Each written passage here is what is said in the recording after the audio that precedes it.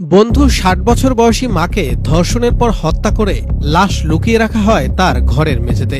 হত্যার ৬ মাস পর ঈদের ছুটিতে সন্তান এসে তার মায়ের খোঁজ করলে দেখতে পান মায়ের লাশ কঙ্কাল হয়ে ঘরের মেঝেতে গলে পচে রয়েছে।